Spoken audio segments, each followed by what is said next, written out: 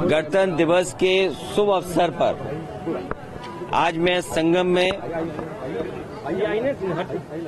महाकुंभ में शामिल होने आया हूं। महाकुंभ में शामिल होने आया हूं। हमारी कामना है कि जनता सुख समृद्धि और खुशहाली के रास्ते पर जाए। जनता का कल्याण के लिए संकल्प करने, कामना करने भी आए हैं। जहां ये कुंभ जिस स्थान पर संगम है, 3 नदियां मिलती हैं, गंगा, यमुना, सरस्वती। हमारी यही कामना है कि सौहार्द, सद्भावना और सहनशीलता बनी रहे। महाकुंभ के आयोजन में ये पौराणिक है कि बिना बुलाए और अपने आप सब लोग आते हैं। अपनी व्यक्तिगत आस्था है उनकी सबकी। आज हमें भी मौका मिला है। मैं आज महाकुंभ में स्नान कर करके जा रहा हूं। मैंने 11 डुबकी लगाई हैं। सर, संकल्प योगी जी ने कहा यूपी का बंटवारा नहीं होना चाहिए, क्या कहेंगे आप? देखिए, बंटवारे और नकारात्मक राजनीति के लिए जगह नहीं है।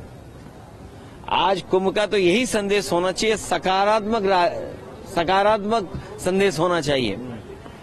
और आज के दिन यही संकल्प हो कि जब कभी भी हमें याद आए कुंभ, तो हमें सौहार्द, सद्भावना और सहनशीलता हमेशा बनी रहे।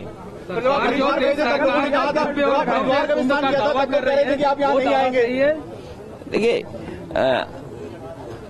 गंगा में स्नान और त्योहारों के दिन स्नान, जिस दिन मैंने वहां पर हरिद्वार में स्नान किया था, उस दिन भी एक त्योहार था।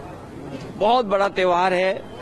भारत देश के लोग कोने कोने में अलग अलग नाम से इस त्योहार में शामिल होते हैं। उस दिन हरिद्वार में स्नान किया था और आज संगम में स्नान करने का मुझे मौका मिला है। योगी जी कह रहे हैं बुलडोजर चलता रहेगा, नहीं रुकेगा बुलडोजर। देखिए, बुलडोजर चले नहीं चले, सरकार कैसे बचेगी? ये बताइए, जब सरकार ही नहीं होगी तो बुलडोजर किसके पास होगा? संकल्प यही है कि सौहार्द बना रहे, सद्भावना बनी रहे, सहनशीलता हो, और जो भी स्नान हो सहनशीलता के साथ स्नान होना चाहिए। ये सरकार के लोगों को कोई स्पोर्ट्स इवेंट नहीं बनाना चाहिए इसको। ये आज जो सरकार पर बुलेटिन जारी करते हैं, अब वो आगे जारी होगा या अब खत्म होगा? आपने आके व्यवस्थाओं को देख लिया है? देखिए, समाजवादी सरकार में भी और पहले भी नेताजी को भी और हम लोगों को भी कुंभ के आयोजन को करने का मौका मिला था। जो उस समय कुंभ हुआ था, कम संसाधन में सरकारें अलग अलग थीं। यूपी में सरकार दूसरी पार्टी की थी, समाजवादी पार्टी की थी। दिल्ली में सरकार दूसरी पार्टी की थी। लेकिन उसके बावजूद भी कम संसाधन में 800 और 1300 करोड़ में वो महाकुंभ या कुंभ से जो 12 साल बाद होता है, वो कुंभ कराया गया था। सर, पहले और आज तो सुनने में आ रहा है कि 7,000 करोड़ 10,000 करोड़ खर्च हो रहा है। अगर यहाँ लोगों को असुविधा हो रही है चलने के लिए, मैंने खुद अपनी आंखों से देखा है कि बुजुर्ग, जो महिलाएं हैं, जो पुरुष हैं, वो कितनी दूर से चल करके आते हैं। अगर आप कुंभ में इतने 1,000 करोड़ रुपए खर्च कर रहे थे, तो कम से कम बुजुर्गों के लिए कोई ऐसी व्यवस्था होती जो बुजुर्गों को ज्यादा पैदल नहीं चलना पड़ता।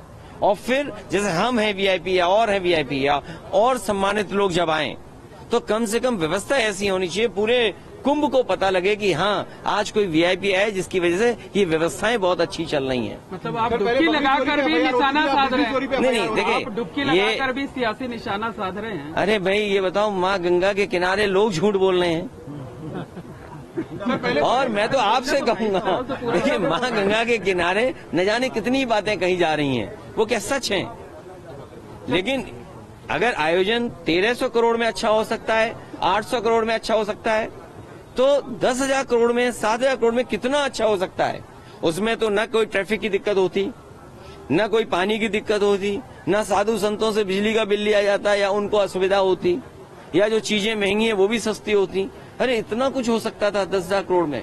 सर योगी और फिर तो दिल्ली की सरकार भी उनकी है और वो भी अर्थव्यवस्था कहाँ पहुंच रही है, तो 10,000 करोड़ और मांगने चाहिए। हमारी मांग है उत्तर प्रदेश सरकार को दिल्ली सरकार 10,000 करोड़ और रुपए दे, महाकुंभ के जिससे महाकुंभ के आयोजन के लिए, जिससे यहाँ की ट्रैफिक व्यवस्था अच्छी हो, बुजुर्ग हों, महिलाएं हों, बच्चे हों, उनको बहुत दूर से अपने सर पर, अपने कंधे पर सामान रख करके न लाना पड़े, कोई सुविधा हो जिससे यहीं पर आ जाएं। और साथ ही साथ दिल्ली सरकार जहाँ बजट दे 10,000 करोड़, और वहीं ये जो किला है वो भी उत्तर प्रदेश सरकार को दे दे, ट्रैफिक जाम में क्योंकि आप यहाँ परंपरा ये है कि लोग दान कर करके जाएं।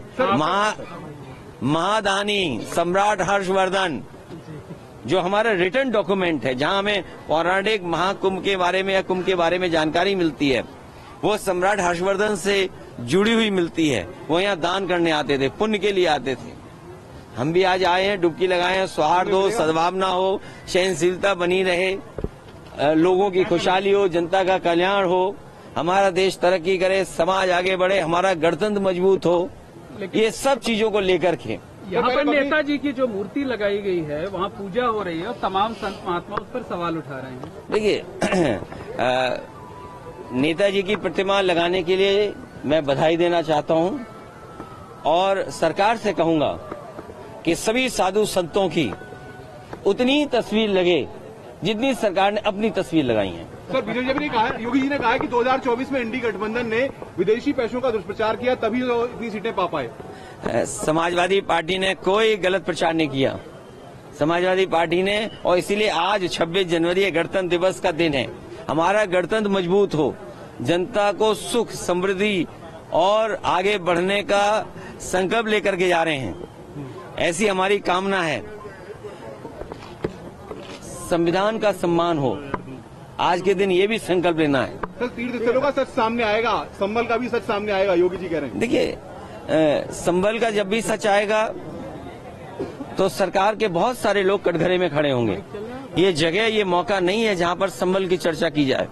इसीलिए मैंने कहा सौहार्द, सद्भावना और सहनशीलता के लिए हम कामना करते हैं। और जब कभी भी हम महाकुंभ को याद करें तो संकल्प यही लेकर के जाएं कि हम आंख बंद कर करके कभी ध्यान में जाएं तो हमें सद्भावना और सहनशीलता और सद्भावना रहे हमारे दिलो दिमाग में। इंतजाम अच्छे लगे सर आपको? इंतजाम अच्छे लगे?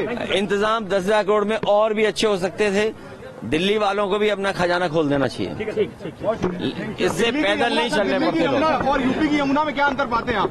दोनों बराबर हैं और सच्चाई तो ये है कि यमुना और जितनी भी नदियां हैं जो माँ गंगा में जुड़ती हैं, कोई नदी साफ नहीं बह रही है, आज भी साफ नहीं है। लेकिन ये मौका नहीं है, आप लोग भी नहीं सच दिखाओगे, हो सकता है कोई नाला यहाँ भी जुड़ा हो सीधा।